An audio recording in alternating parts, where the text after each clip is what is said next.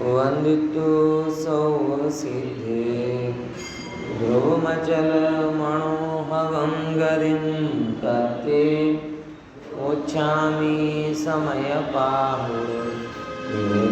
सुरकेवली मणिदम्।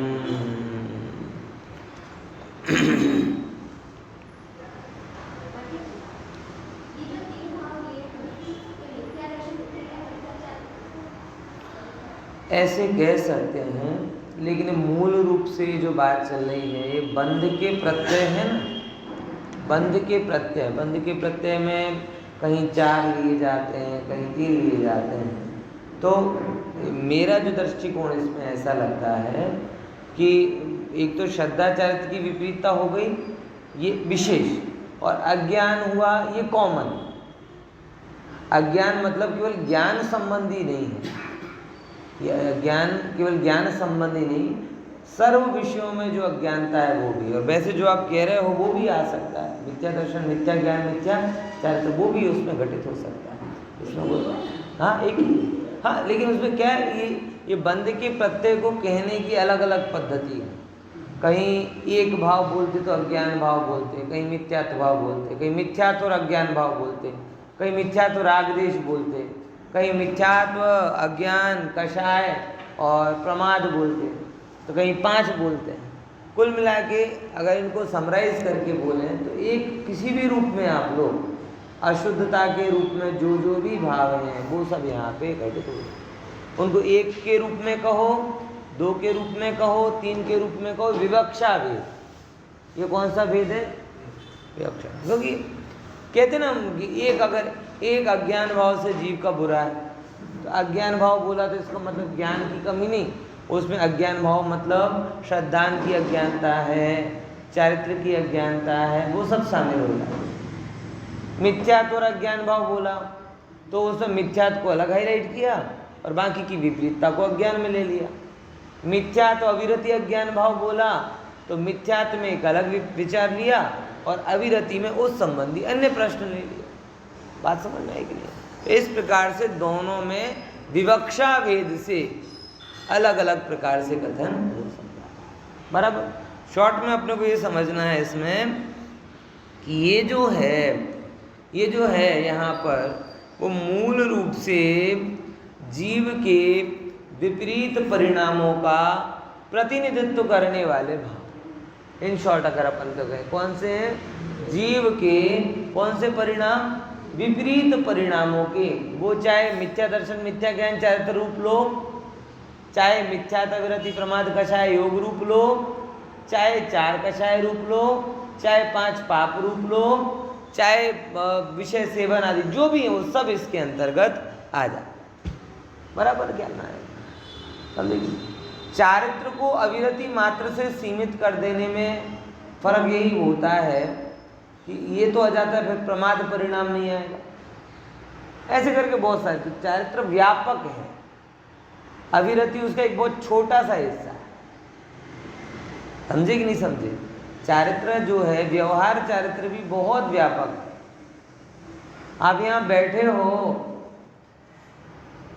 विषयों में प्रवृत्ति नहीं है सामान्य तरीके से, पाप भी नहीं है, लेकिन तो भी स्वरूप स्थिरता वाला चारित्र तो नहीं, यानी कहीं ना कहीं दूसरी चीज इसमें है। बराबर ना? तो अविरति को चारित्र में अविरति शामिल हो जाती है, अविरति में चारित्र शामिल है। पॉइंट ख्याल में आया कि नहीं आया? इसीलिए अज्ञान भाव है ना, वो चारित्र को भी कवर कर रहा है। अविरति वाला अचारित्र तो आ ही रहा है, प्लस कषाय परिणाम वाला चारित्र, पाप परिणाम वाला चारित्र, बराबर, जो भी और रागादि विकल्प रूप अचारित्र, वो सब अज्ञानता के अंतर्गत शामिल है। ऐसा मेरा विचार है। बाकी तो कुंद आचार्य देव का क्या अभिप्राय है वो अलग मैटर है, लेकिन जब अपन शास्त्र को अर्थ घटित करते हैं तो इसमें अलग अलग अपेक्षा से, ठीक है ना? तो एक सामान्य ऐसा मेरा विचार है। बाकी और जो भी है, आगम विरोध तो कहीं पे भी नहीं है। ये 3 में कह दो तो भी कोई दिक्कत नहीं, बस कमी थोड़ी इतनी सी लगती है कि चारित्र छोटा हो जाएगा, जबकि चारित्र कैसा है? बहुत व्यापक। प्रश्न समझ में आया ना इनको जो चर्चा की?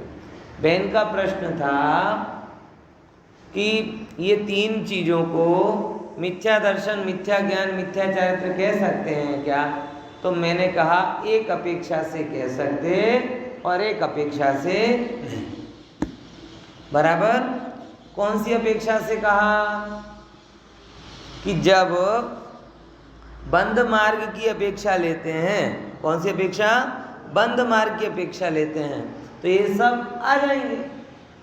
लेकिन जब अलग अलग विस्तार से समझने जाएं तो ये सब आ पाते नहीं। तो अज्ञान को प्रमुख अपने को करना पड़ेगा और वो अज्ञान सब में घटित हो जाएगा। बराबर ना? देखो समय सार में तो अज्ञान यही बताता है। समय सार में ज्ञान भाव आत्मा की स्वाभाविक दशा को बताता है और अज्ञान भाव आत्मा की वैभाविक दशा को बताता है। टू द पॉइंट बात इतनी है। क्या बोला? एक है वैभाविक दशा और एक है स्व। तो जो जो स्वाभाविक है वो ज्ञान और जो जो स्वाभाविक नहीं है वो सब इसके अंतर्गत है, सब आ जाएगा।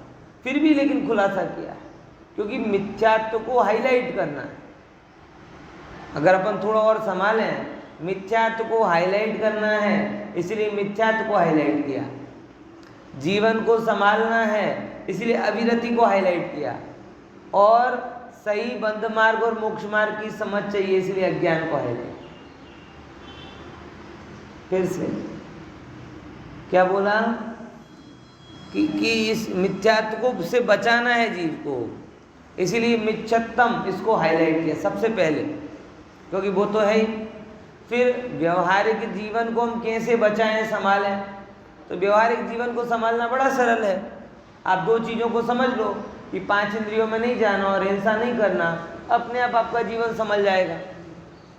एक अहिंसा व्रत का आप ढंग से पालन करने लगो तो आपके ये सारे व्यवहारिक प्रश्नों का समाधान हो जाएगा।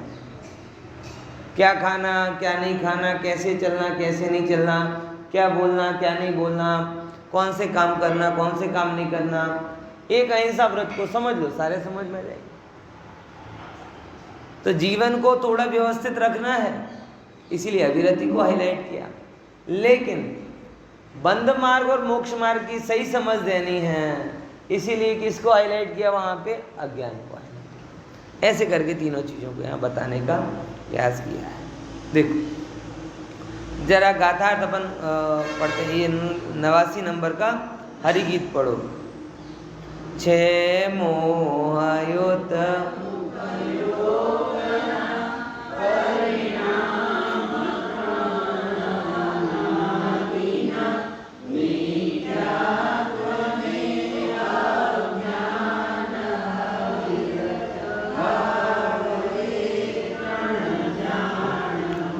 देखो मोहयुक्त अनादि थी, मोहयुक्त होवाથી ઉપયોગના અનાદિથી માંડીને 3 પરિણામ છે। બરાબર?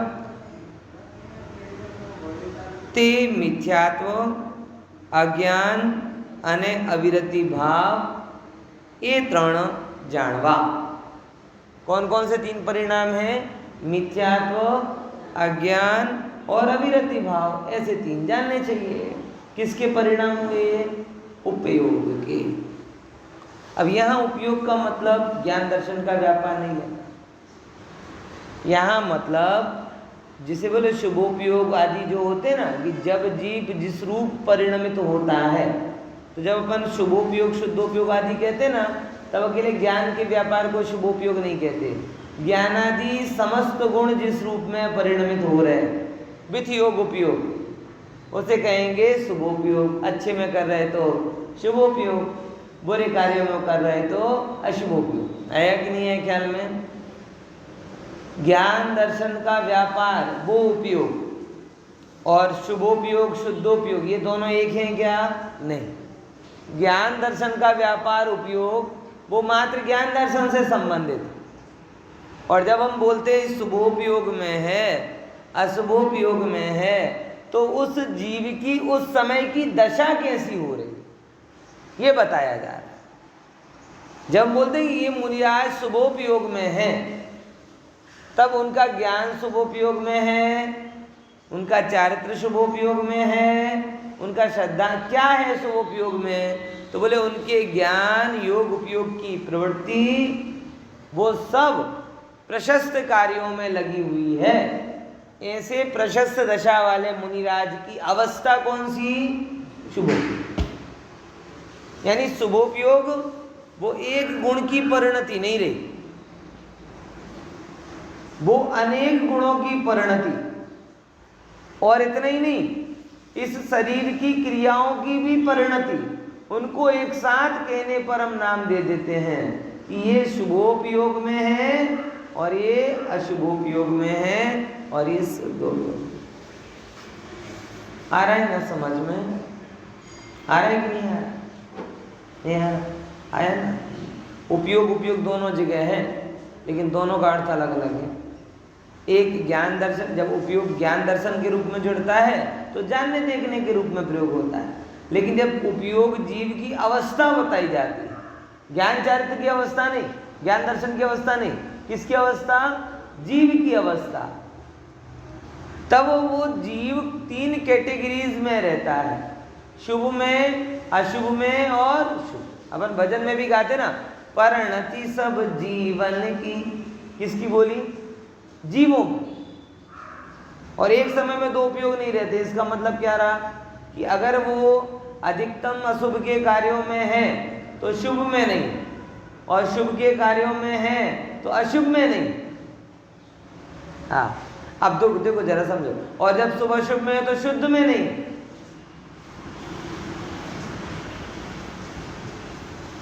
और अगर विचार करके देखा, क्षयिक सम्यक दृष्टि है ना, क्षयिक सम्यक दृष्टि, श्रद्धा गुण का परिणमन शुद्ध हो गया, बराबर, और परिणति में अशुभ है, तो उसका कौन सा उपयोग कहा जाएगा? अशुभ उपयोगी कहा जाएगा, क्योंकि ये उस समय मुख्यता से वही है। पॉइंट समझ में आया कि नहीं? ये जो शुभ अशुभ का विभाजन है ना, ये मुख्यता की अपेक्षा से। किसकी अपेक्षा से? इसीलिए तो शास्त्रों में ऐसा भी कहा जाता कि पहले से तीसरे तक घटता हुआ अशुभोपयोग है, चौथे से छठवें तक बढ़ता हुआ शुभोपयोग है, और सातवें से ऊपर शुद्धोपयोग है। चौथे में ऐसा कहीं लिखा ही नहीं कि शुद्धोपयोग है, तो उसका कारण नहीं है, ऐसा नहीं है, अत्यल्प है, इसके कारण उसे गिना नहीं जाता। आई कि नहीं बस समझ में? अन्य लोग ऐसा अर्थ कर देते इसका कि चौथे में शुद्धोपयोग होता ही नहीं। अरे शुद्धोपयोग होता नहीं तो 41 प्रकृतियां किसके आधार पर रुकी है? हाँ, ये प्रश्न क्या? ठीक है, थोड़ा लंबा हो जाएगा उसका। तो यहाँ जो बता रहे हैं ये उपयोग ज्ञान दर्शन वाला उपयोग नहीं, बराबर। ये उपयोग कैसा है? कैसा है ये उपयोग? ये उपयोग जीव की अवस्था है। तो जीव अनादि से कैसा चल रहा है वो देखो। अनादि से तीन परिणाम हैं। कौन कौन से? मिथ्यात्व रूप परिणाम चल रहा, अज्ञान रूप परिणाम चल रहे, और पांच इंद्रिय के विषय भोगादि रूप परिणाम चल रहे, अविरति रूप परिणाम चल रहे। ये जानवा। अब देखो निश्चय से क्या है, टीका बहुत अच्छी है। जो के निश्चय थी પોતાના નિજ રસથી જ સર્વ વસ્તુઓનો પોતાના સ્વભાવભૂત એવા સ્વરૂપ પરિણમનમાં સમર્થપણું છે। याद आई क्या कह रहे हैं? लाइन, निश्चय से देखा जाए, निश्चय से देखा जाए तो पोताना निज रस थी ज, किससे? अपने निज रस से सर्व वस्तुओं में स्वभावभूत एवं स्वरूप परिणमनનો સામર્થ્યપણું છે કે નહીં? હું તમને કહું, બોલો। પાણી ગમે તેવું તમે હોર્સ પાવરથી ઊંચો ફેંકો, है कि नहीं? ऊंचा फिक रहा है, कितना ऊंचा जा रहा कि पानी आता है पहले वो नीचे ग्राउंड फ्लोर पर और हमने पहुंचा दिया उसे 10वें माले, बराबर। अब 10वें माले से सम्यक जब पानी को ऊपर पहुंचाया तो हॉर्स पावर दिया, और 10वें माले से पहले माले पर पहुंचाने के लिए कोई पावर नहीं, नो पावर। ऐसे ही छोड़ दो, अपने आप बेसमेंट में घुस जाएगा।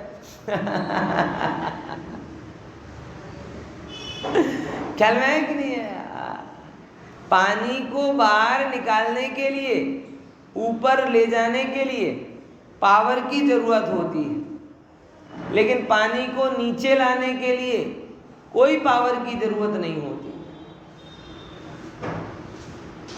क्या बता रहा है कि विभाव रूप परिणमित होने पर भी, अच्छा दूसरे नंबर की बात, जिस क्षण, वो तो दो अलग अलग दशा हो गई, एक क्षण ऊपर ले जा रहे हैं, दूसरे क्षण नीचे ला रहे हैं, ये दो अलग अलग दशा। अब एक और कंडीशन, जिस क्षण ऊपर ले जा रहे हैं उस क्षण क्या पानी के नीचे आने की सामर्थ्य चली गई है? बोलो, अब क्या कहना है? दिख कैसा रहा? ऊपर जाता हुआ, लेकिन स्वभाव कैसा है? नीचे आने वाला। ऊपर जाते हुए पानी में भी उसके नीचे जाने वाला स्वभाव खत्म नहीं हुआ।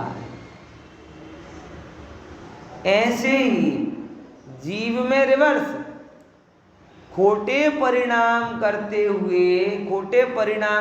हुए नीचे जाने पर भी उसका ऊपर जाने वाला ऊर्ध्वगमन स्वभाव खत्म होता नहीं। यही कि नहीं? ये बात समझ में? बंधते और लगाओ, बंधते हुए भी बंधन के अभाव करने वाला स्वभाव खत्म हुआ नहीं। ये स्वभाव की सामर्थ्य है। पानी को आपने बर्फ में, ठंडक में पिघला दिया, अग्नि में भाप बनकर उड़ा दिया, ये दोनों दशाएं हुई, लेकिन दोनों दशाओं में जो उसका कुदरती स्वभाव है तरलता, वो तरलता थोड़ी गई, लिक्विडिटी, प्रवाहीपना थोड़ी चला गया। वो तो जब बर्फ के पिंड के रूप में है तब भी प्रवाही हो सकता है, उसका स्वभाव तब भी है, और वराड़ बन के ऊपर जा रहा है ना, तो भी उसका तरलता स्वभाव लुप्त नहीं। तभी तो ऊपर जाता है अग्नि के ताप के कारण और नीचे आता है कुदरत के कारण। समझ में आया? ख्याल में है कि नहीं है? पानी भाप बनकर ऊपर जाता है किसके कारण? अग्नि के ताप के कारण, लेकिन ऊपर जाकर जैसे ही अपनी कुदरती अवस्था को पाता है फिर से बरसने लगता। हाँ, ये स्वभाव की गूंज है, सब जगह सुनाई देती है। मतलब कितने भी कोई विभाव में जाए, लेकिन विभाव रूप परिणमते हुए भी उसकी स्वभाव रूप सामर्थ्य लुप्त नहीं होती। वो सामर्थ्य आज भी पड़ी हुई है, अभी भी पड़ी हुई है।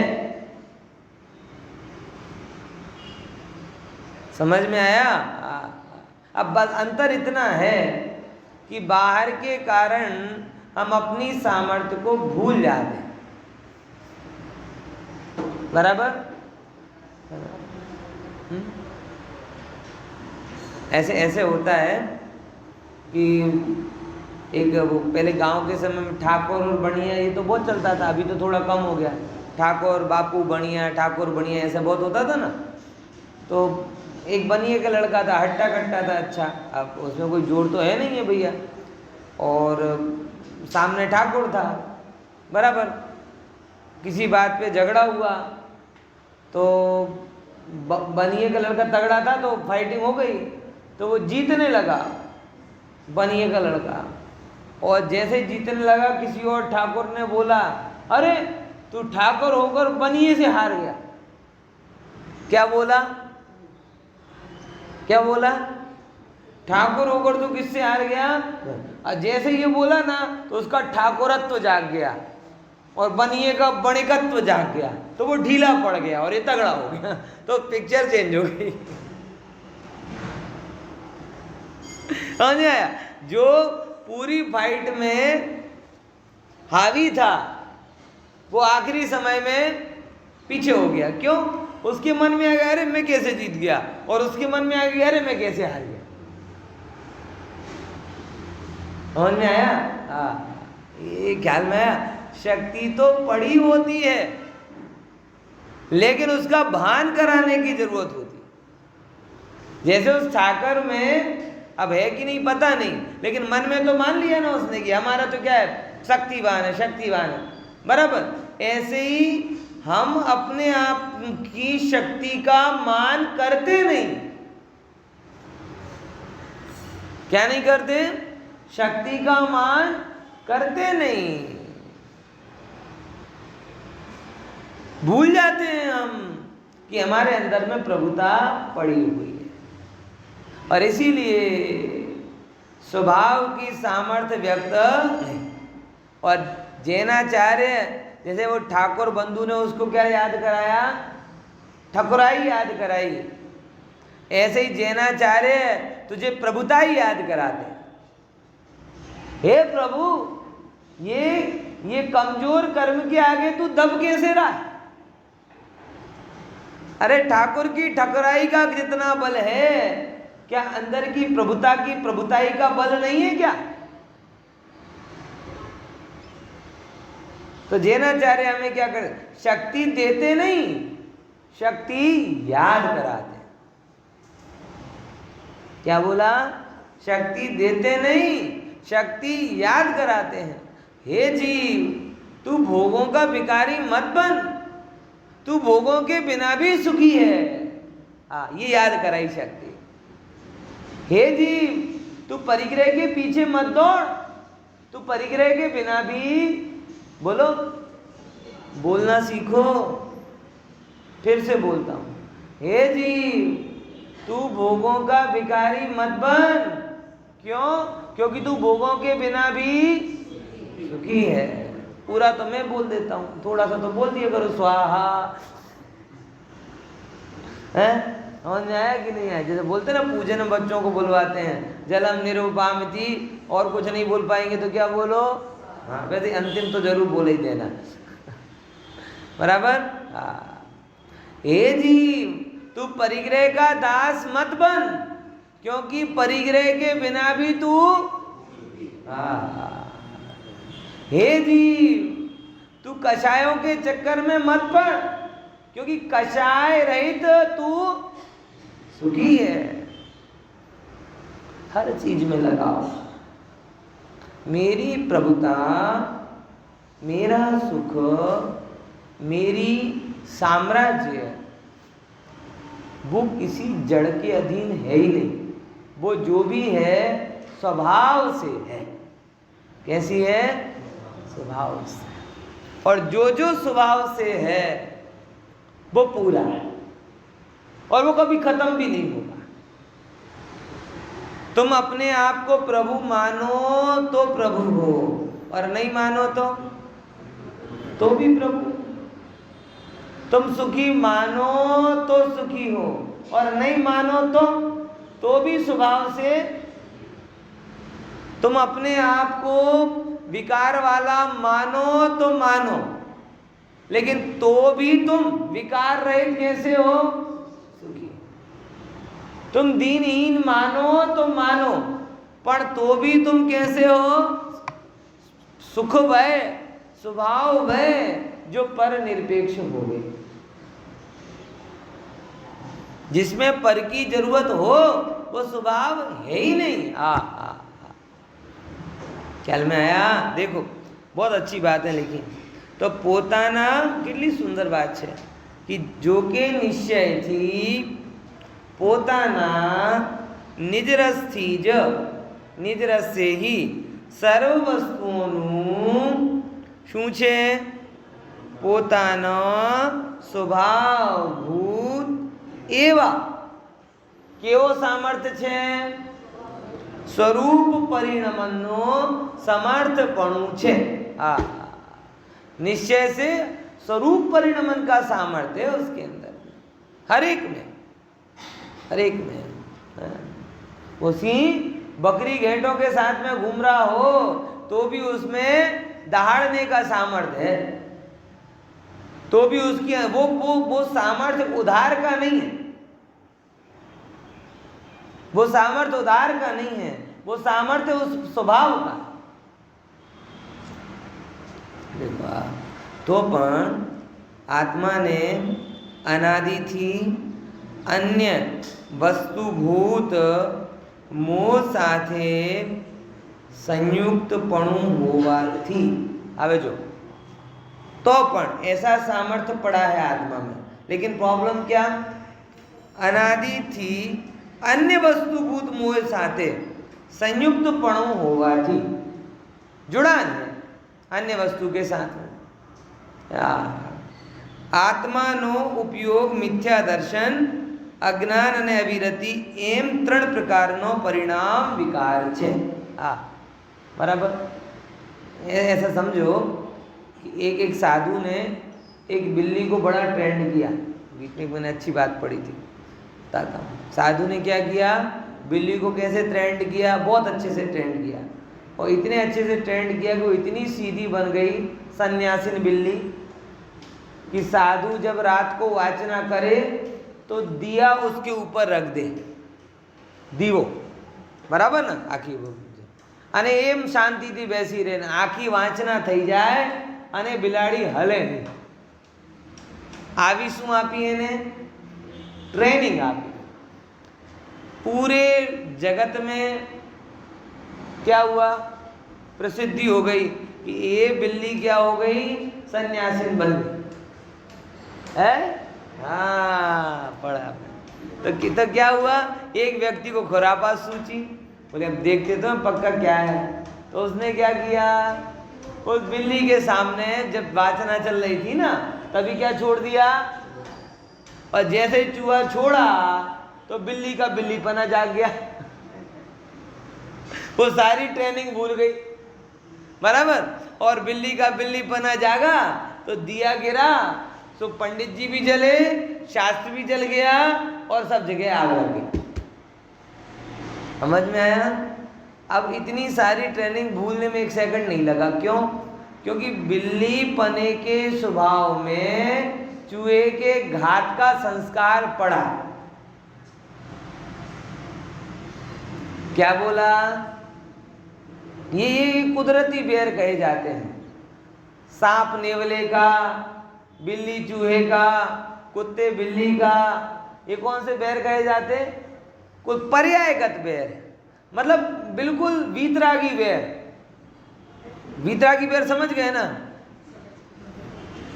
मतलब कोई भी आवे, वो काली बिल्ली आए, सफेद बिल्ली आए, काला चूहा है, सफेद चूहा है, मोटा चूहा है, पतला चूहा है, उन्हें कोई मतलब ही नहीं है, चूहा मात्र। समझ में आया कि नहीं आया? तो कौन कैसा बैर पड़ा है इन लोगों के बीच में? वीतरागी, मतलब इंडिविजुअल नहीं है वो, पर ये वो सबके प्रति। समझ में आया कि नहीं आया? कि किसी ने कुछ बिगाड़ किया हो, किसी एक बिल्ली ने बिगाड़ किया हो, किसी एक चूहे ने बिगाड़ किया हो, किसी एक नेवले ने बिगाड़ किया हो, ऐसा है ही नहीं। कोई भी सांप हो और कोई भी नेवला साथ में आएंगे, कोई भी बिल्ली हो और कोई भी चूहा। अब ये इस दृष्टांत में बिल्ली कौन है और चूहा कौन है मुझे बता, और वो पंडित जी कौन है जो पढ़ा रहे? मैं तो नहीं हूं। बताओ कौन बिल्ली है और कौन चूहा है? मैं बिल्ली? अरे तुम भगवान ऐसे क्यों? और बिल्ली मैं थोड़ी करती, वो तो बकरी करती है। हाँ देखो, हाँ देखो समझना, थोड़ा सा समझना। इस दृष्टांत में सबसे बड़ी खामी तो क्या है कि यहाँ द्रव्य स्वभाव का स्वीकार किया है। किसको मुख्य किया है? पर्याय। इसीलिए मैं द्रव्य स्वभाव वाला मैं यहाँ नहीं। बराबर समझे? जैसे बिल्ली की पर्याय बदल जाएगी तो वो उसका बैर भी पूरा हो जाएगा, लेकिन जब तक बिल्ली की पर्याय में तब तक बैर रहेगा। ऐसे यहाँ पर जो दृष्टांत है उसमें अज्ञान दशा की पर्याय, मैं जो अज्ञान दशा में हूं। अब तो ये बिल्ली कौन है? हूं तो मैं ही, लेकिन त्रिकाल बिल्ली नहीं, अज्ञान दशा से परिणत दिल बिल्ली। बराबर समझ में आया? और चूहा क्या है? चूहा कौन है? चूहे सारे के सारे भाव संयोग। तो अज्ञान दशा से परिणमित हम लोग अपने आप को बिल्ली रूप ही मान के चलते। बिल्ली मेरी पर्याय है, मेरा स्वभाव नहीं, ये नहीं समझते। इसीलिए जैसे ही कोई भी संयोग आता है अपने आप ही हम रागादि रूप परिणत हो जाते हैं। बैंक में 1,00,000 2 लाख रुपए आ जाए, बढ़िया बढ़िया बढ़िया, खाते से चले जाएं, बुरा बुरा बुरा, 2-4 लोग तारीफ कर दें। अच्छा, कई बार आत्मा की तारीफ सुनने पर आनंदित होना चाहिए, ये तो खींच खींच के सिखाया जाता है, लेकिन शरीर की कोई तारीफ करे तो उस पर ध्यान नहीं देना चाहिए, ये सिखाया जाता है क्या? बोलो, नहीं लगता ये प्रॉब्लम? अपना जिन जिन के, ना केवल शरीर, जिस जिसके साथ में भी राग होवे। आपका बेटा भले ही आपकी अमेरिका में पड़ा हुआ, आपका बेटा महीनों तक आपको फोन ना लगाए, लेकिन आप मेरा बेटा अमेरिका में, मेरा बेटा अमेरिका में, मेरा बेटा यूके में, मेरा बेटा करोड़ कमा रहा है, वो इस राग से आप फूले नहीं समाते हैं। तेरे लिए क्या हो रहा है? वो ठीक है, वो उसका कर्म, हम हमारा कर रहे हैं। मतलब जिसके साथ मकान अपना है तो मकान की तारीफ करे तो अपने को भूल जाता है। होता कि नहीं होता? कपड़े में लेकर आया, उस कपड़े की रंग डिजाइन की कोई तारीफ करे तो लगता है अरे मेरी तारीफ, मेरी तारीफ। तू कहाँ कपड़े में?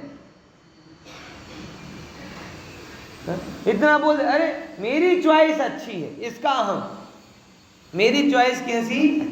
मैं चप्पल अच्छी पसंद करता हूँ, मैं कपड़े अच्छे पसंद करता हूँ। अरे प्रभु, ना पर वस्तु तेरी, ना पर को पसंद करने वाली चॉइस तेरी, पर पदार्थ रूप पर है, और पर में अच्छा बुरे मानने वाली पर्याय पर भाव के रूप में पर है। पॉइंट समझ में आया कि नहीं आया? क्या बोला? बोलो। मैं तो खाने का शौकीन हूं ना। अरे वो भोजन पर है, और भोजन में जो अच्छा पने का भाव आया वो पर भाव के रूप में पर है। आत्मा स्वा है, चैतन्य है, अखंड है। इसीलिए इस दृष्टांत में मैं तो आया ही नहीं। बिल्ली और चूहे के दृष्टांत में मेरी जगह पर जो बिल्ली बोली वो कौन सी बिल्ली है? कि जो अनादि पर्याय रूप अपने को मान रही श्रद्धा में, और ऐसी वाली अवस्था को सामने जब कोई शुभाशुभ अच्छे बुरे संयोग आते हैं तो ये जीव खुद ब खुद उनमें मिथ्यात्व यानी अपनापन कर लेता है। अविरति मतलब उनमें इष्ट करके उनके भोगने में लग जाता है, खुश हो जाता है, दुखी होता है, अज्ञान होकर उसको वैसा मानने लगता है। ये चूहे हैं। तो जैसे ये संयोग आए ये बिल्ली जाग जाती है, और फिर जो समय सार की ज्योति है वो समझ में आया। और जब वो ज्योति बुझी, प्रसिद्धि किससे हुई थी? और प्रसिद्धि होने में लगा था बहुत समय, और खत्म होने में कितना टाइम लगा? बराबर। ऐसे ही समय सार की बारंबार प्रतीति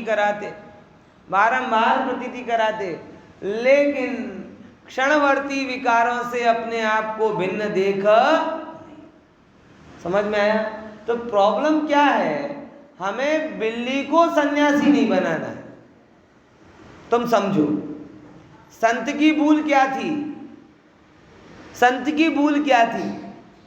संत ने बिल्ली को सन्यासी बनने की ट्रेनिंग दी, ये भूल थी। मतलब आज के जो संत हैं वो भी यही भूल कर रहे हैं, पर्याय को सुधारने की कोशिश कर रहे हैं, जबकि आचार्य कह रहे कि पर्याय को सुधारने की जरूरत नहीं। पर्याय रहित अपने आप को मन, बिल्ली को सन्यासी बनाने की जरूरत नहीं थी। बिल्ली को यह सिखाने की जरूरत थी कि तू बिल्ली नहीं। सम्यक प्रॉब्लम ख्याल में आई ना? अब ये जो पहले की कहानी थी वो आपने व्हाट्सएप पे पढ़ ली होगी, ये उसका मॉडिफाई वर्जन है। अंकित तो पढ़ा था ना दृष्टांत?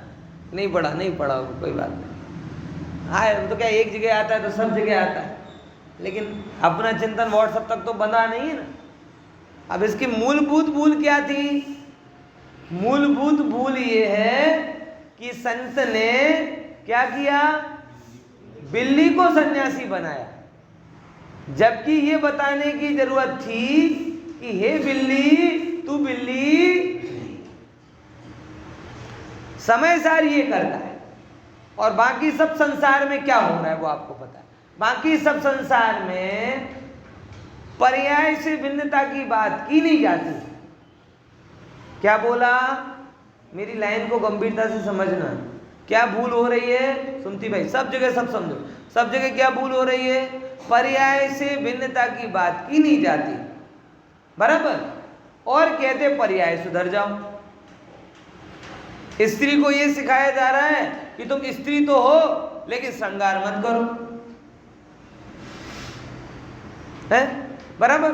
पुरुष को यह बताया जा रहा है कि तुम पुरुष तो हो लेकिन विकार मत करो।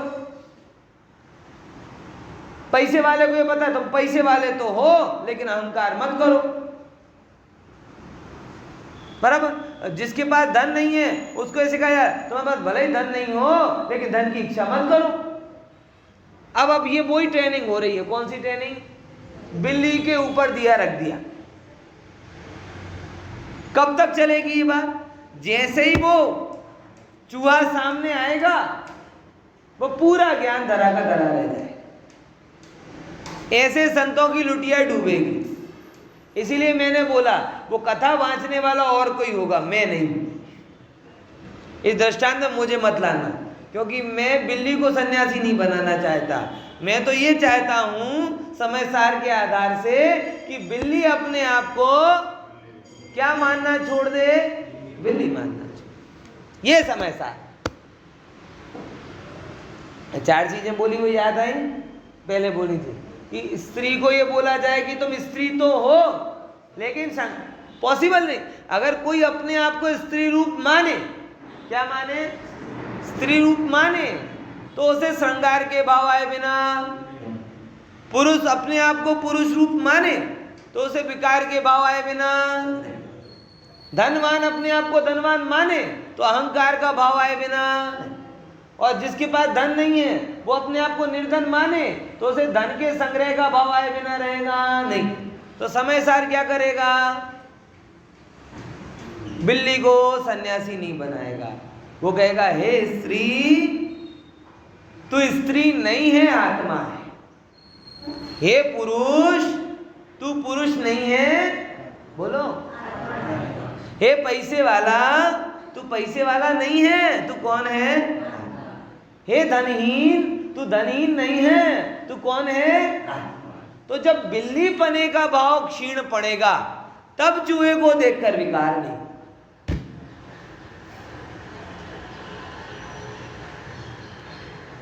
आया ख्याल में? इसीलिए सारे जगत की ट्रेनिंग अधूरी क्यों रह जाती? और समय सार के सीखने वाले सिद्धत्व को क्यों पा जाते? क्योंकि वो मूल सुधार करता है। क्या करता है? और मूल सुधार ये है कि हमें किसको क्या बनाना है। इसीलिए बिल्ली को सन्यासी नहीं बनाना। जैसे ही बिल्ली के सामने चूहा आएगा वो उसका पर्याय स्वभाव जाग जाएगा। हमें तो गुरुदेव से जब कहते थे ना, ओ साहेब तुम्हें तो पामरे पर प्रभु बना भी दी तू, तो गुरुदेव क्या फरमाते थे? ए पामर को प्रभु नहीं बना रहे, प्रभु को प्रभु बना। प्रभु अपने आप को पामर मान के बैठा है तो प्रभु। यहां उल्टा करते हैं, पामर हो और प्रभु बन जाओ। पामर नहीं प्रभु बनेगा, प्रभु ही प्रभु बनेगा। बिल्ली को सन्यासी की ट्रेनिंग दी जा सकती है, सन्यासी बनाया नहीं जा सकता। ऐसी पर्यायों को आप ट्रेनिंग दे दोगे कि गुस्सा ना करे, क्रोध ना करे, ये नहीं करे, लेकिन जैसे ही आप लाख ट्रेनिंग दोगे, बोलो किसको नहीं पता चिंता नहीं करनी चाहिए? बताओ किसी को पता है? अच्छा एक आध कोई व्यक्ति बताओ जो कि चिंता तो बहुत अच्छी चीज है, आकुलता तो बहुत अच्छी चीज है, गुस्सा करना तो बहुत अच्छी चीज है। कोई है समर्थन में? सब जो जितनी आकुलता करता है ना, वो आकुलता के नुकसान को और ज्यादा जानता है, वो चिंता के नुकसान को और ज्यादा जानता है। सबको पता है नहीं करनी चाहिए, लेकिन फिर भी हो रही कि नहीं हो रही? कारण अपने आप को पर्याय रूप मानोगे तो पर्याय जन्य भावों से नहीं बच पाओगे। अपने आप को प्रभु मानोगे तो पर्याय जन्य भाव होंगे ही नहीं। आई कि नहीं ये बात समझ? तो समय साहब ये कराया जा रहा है, समझे कि नहीं समझे? हमें पर्याय को बदलने की ट्रेनिंग नहीं करनी। हमें क्या करना है? पर्याय में हूं नहीं, त्रिकाली ध्रुव तत्व में। क्या बोला? विकार रूप परिणमते हुए भी प्रभु तो प्रभु। किसी को कुछ बनाना नहीं है, किसी को कुछ और बनने की जरूरत भी नहीं है। जो है बस वही प्रकट करना। उस बिल्ली की प्रसिद्धि हो गई बन बनकर, लेकिन बिगड़ने में कितना टाइम लगा? ऐसे ही पर्याय को सुधार करके तुमने जगत में, अरे वो तो इतने बड़े ज्ञानी हैं, इतने बड़े शीलवान हैं, इतने बड़े व्रती हैं, और एक संयोग आएगा और सारा तुम्हारा धरा का धरा रह जाए। नहीं होते कि ऐसे कितने केस आ गए? बड़े बड़े ब्रह्मचारी हैं, एक चित्त का परिणाम भी नहीं कर पाए और पूरा का पूरा ब्रह्मचर्य चला गया है। बोलो, प्राचीन काल से ही चलता आ रहा है, विश्वामित्र के टाइम से आसाराम तक। जगत में बड़ा तेज फैला और एक संयोग के आगे स्वाहा। ये सब क्या थे? ये क्या थे? ये वेल ट्रेंड सन्यासी थे। क्या समझे? वेल ट्रेंड समझ गए ना? वेल ट्रेंड मतलब उनने सीखा था, अनुभवा नहीं था। और जरा सा भी वो संयोग आता है तो पर्याय का स्वभाव जागृत हो जाता है, और पर्याय का स्वभाव जागृत होता है तो सब फिर।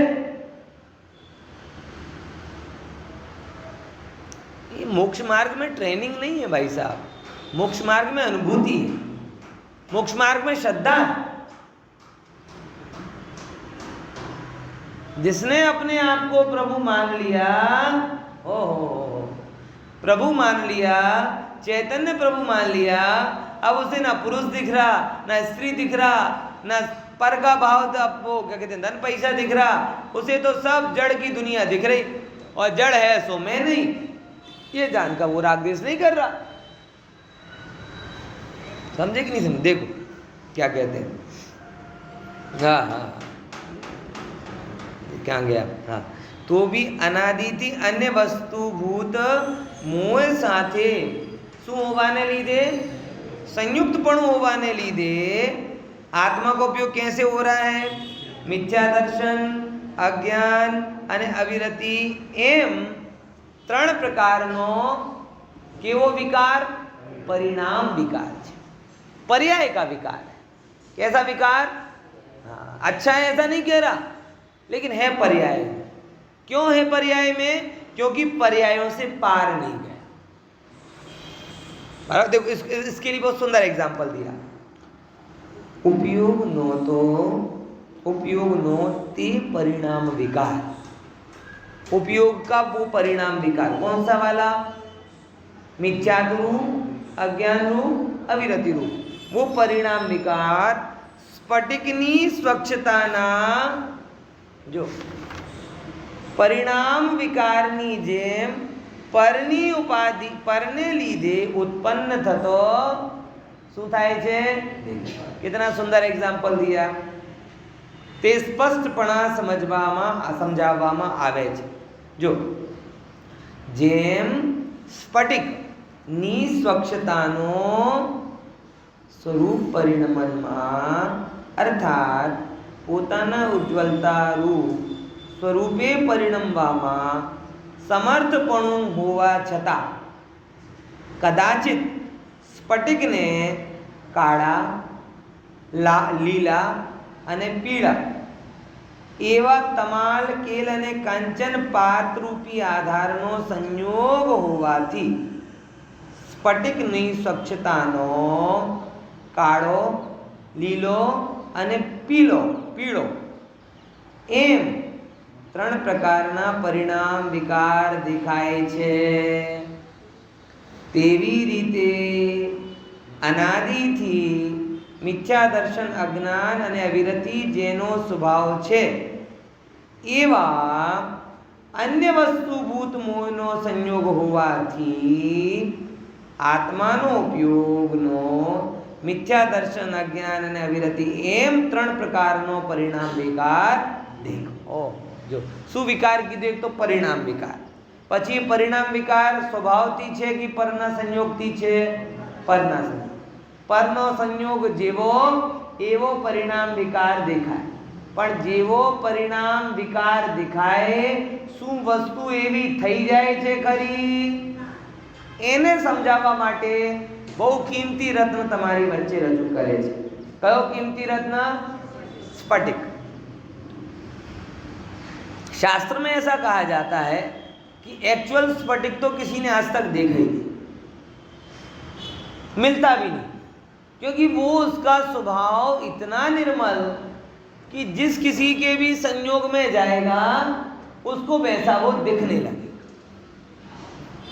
अगर आप यहाँ पे रखोगे तो नीला दिख जाएगा, यहाँ पे रखोगे तो सफ़ेद हो जाएगा, यहाँ पे रखोगे तो काला हो जाएगा, यहाँ पे रखोगे तो भूदड़ा कलर का हो जाएगा, वगैरह वगैरह वगैरह। उस स्फटिक को आज तक किसी ने शुद्ध रूप में देखा ही नहीं। शुद्ध स्फटिक मिलता ही नहीं, और मिले तो उसका शुद्ध रूप दिखता नहीं, पर्याय रूप ही दिखता है, क्योंकि वो रहेगा तो कहीं ना, तो जहां रहेगा वैसा दृष्टांत ख्याल में आया? अब समझना। जैसे स्फटिक शुद्ध है, सिद्धांत बोलो, वैसे आत्मा शुद्ध है। जैसे स्फटिक में काला, पीला, नीला परिणाम विकार है, वैसे आत्मा की पर्याय में मिथ्यात्व, अविरति, अज्ञान रूप विकार है। जैसे स्फटिक में काला, पीला, नीला रंग उसके पात्र के आधार पर, काले पात्र को बोला तमाल पात्र, बराबर। फिर कौन से? हरे पात्र को बोला केल पात्र, केली का पत्ता वो, बराबर। और पीले के लिए बोला कंचन पात्र। जैसे काले कपड़े पर रखो तो स्फटिक कैसी दिख रही? काली। ऐसे मिथ्यात्व रूप परिणाम के संयोग से आत्मा कैसी दिख रही? मिथ्यात्व। जैसे हरे केले के पत्ते पर रखो तो स्फटिक कैसी दिख रही? हरी। वैसे अज्ञान रूप भाव में रखो तो आत्मा कैसी दिख रही? अज्ञान। जैसे सोने के पात्र में रखो तो स्फटिक कैसा दिख रहा? पीला। वैसे अविरति के पात्र में रखो तो आत्मा कैसा दिख रहा? अविरति। पर जैसे ये दिखने में पर की उपाधि है, स्वभाव नहीं, वैसे आत्मा के मिथ्यात्व अज्ञान अविरति भावों में बोलो बोलो किसकी उपाधि है? पर की उपाधि है, स्वभाव। जैसे अब काले स्फटिक को सफेद करने के लिए कितनी वॉशिंग मशीन में धोना पड़ेगा, किस जौहरी जवेरी के पास ले जाना पड़ेगा? बोलो। सम्यक जो काला भम दिख रहा है एकदम ऐसा स्फटिक, उसे साफ करने के लिए क्या करना पड़ेगा? है अलग रखो, साफ दिख जाएगा। ऐसे ही हम अपने आप को मानते अरे मिथ्यात्व का कालापन धोना पड़ेगा, ये दृष्टि खराब है। तुझे कालेपन का जोर है, स्वभाव का जोर नहीं।